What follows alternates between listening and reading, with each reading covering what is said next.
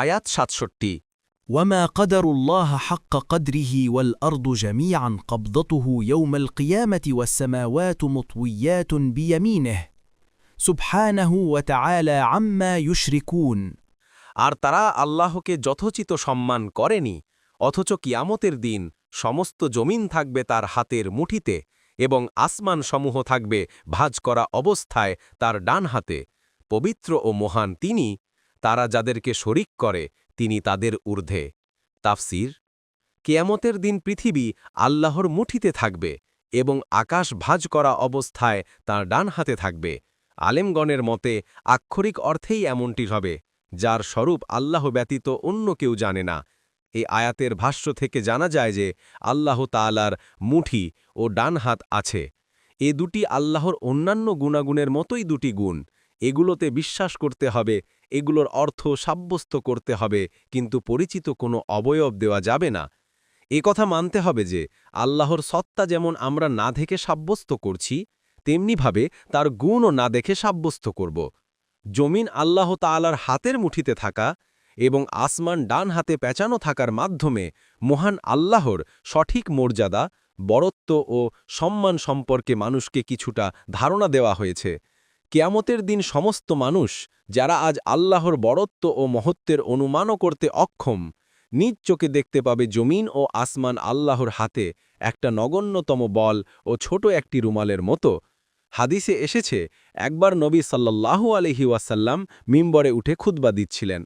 খুতবাদানের সময় তিনি এ আয়াতটি তিলাওয়াত করলেন এবং বললেন, আল্লাহ তাআলা আসমান ও জমিনকে তার মুষ্ঠির মধ্যে নিয়ে এমনভাবে ঘুরাবেন যেমন শিশুরা বল ঘুরিয়ে থাকে, এবং বলবেন, আমি একমাত্র আল্লাহ, আমি বাদশাহ, আমি সর্বশক্তিমান, আমি বড়ত্ব ও শ্রেষ্ঠত্বের মালিক।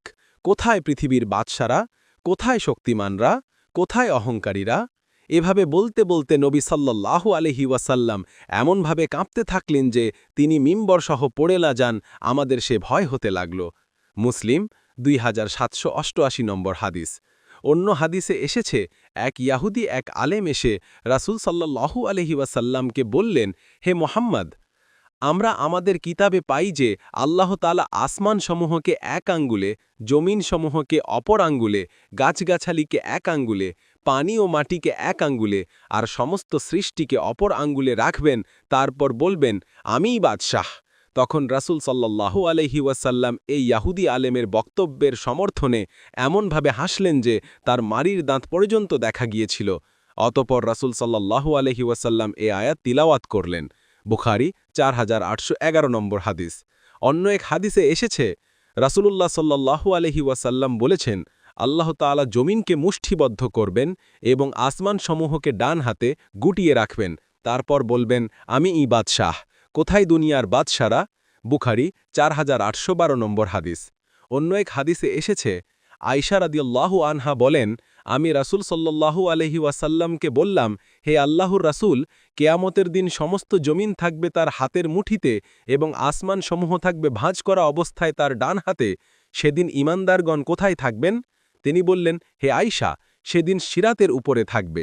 তিরমিজি 3242 নম্বর হাদিস।